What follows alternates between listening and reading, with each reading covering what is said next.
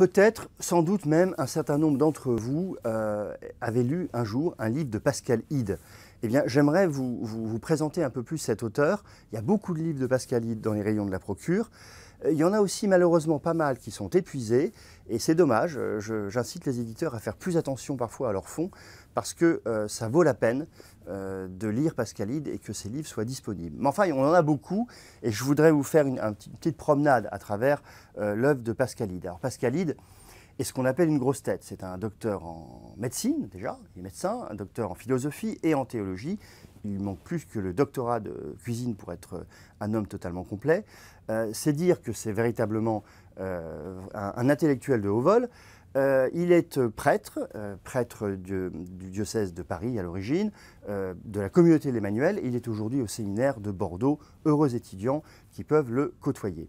Alors, Pascal Hide, vraiment, essaye de mettre à profit sa science de théologien, de philosophe, pour éclairer les questions relatives à la personnalité humaine.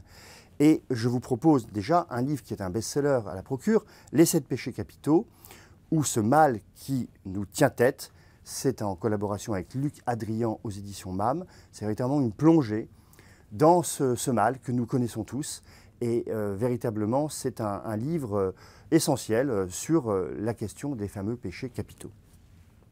Autre thème important, le thème de la blessure, qui est parfois un petit peu une tarte à la crème de la psychologie. Et bien dans ce livre, Connaître ses blessures, publié aux éditions de l'Emmanuel, Pascal Hide fait un vrai travail très rigoureux. D'où viennent ces blessures et quel type de blessures s'agit-il? Les blessures de la volonté, les blessures de l'affectivité, les blessures de la sexualité. Un livre vraiment important et qui peut intéresser absolument tout le monde. Pascal Hide vraiment cherche à aider finalement les personnes à se connaître et à travailler sur elles, à devenir pleinement humain. Et un livre important dans ce domaine est celui qui s'appelle « Construire sa personnalité ». C'est aux éditions Sarment Jubilé. C'est un livre qui, au fond, bâti sur les 4 grandes vertus naturelles, la vertu de prudence, la vertu de tempérance, la vertu de justice et la vertu de courage. C'est une sorte de programme de vie, évidemment, que de suivre ou d'essayer de suivre ces 4 vertus et de progresser dans ces 4 vertus.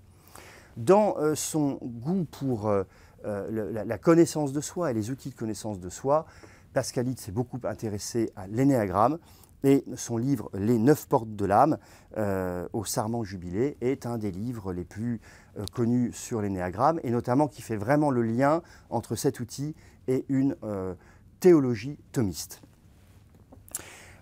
Autre approche très intéressante, c'est l'approche des thérapies. Pascal Hide s'est intéressé à ce qu'on appelle les thérapies brèves, par exemple l'hypnose ericksonienne ou le MDR ou la méthode Tipeee ou la CNV. Et il a écrit un livre qui s'appelle « Des ressources pour guérir », qui montre que nous avons tous en nous les moyens de guérir, mais qui met en relation toutes ces thérapies brèves avec une anthropologie chrétienne.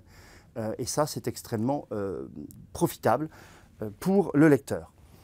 Le dernier livre de Pascal Hide est un peu aussi dans cette veine, puisque c'est un livre sur le burn-out aux éditions de l'Emmanuel, cette maladie du burn-out qui affecte beaucoup de monde, y compris les prêtres, comme il l'explique. Et au fond, il aborde cette maladie en médecin, mais également en prêtre, en spirituel, en montrant que c'est aussi une maladie du don, donc quelque part une maladie de la spiritualité. Et puis, je vous disais, en commençant ce portrait de Pascal Hide, qu'il était théologien, donc je vais finir par 2 ouvrages de théologie, un sur la théologie de Benoît XVI, Le Christ donne tout, Benoît XVI, une théologie de l'amour aux éditions de l'Emmanuel, c'est un des meilleurs livres sur la pensée de Benoît XVI, et puis, n'oublions pas que Pascal Hide a fait sa thèse de théologie sur Balthazar, et qu'il a publié un remarquable livre aux éditions Lessus, Une théologie de l'amour, l'amour, centre de la trilogie de Hans Urs von Balthasar. Je pense qu'avec Pascal Hide, vous avez de quoi lire.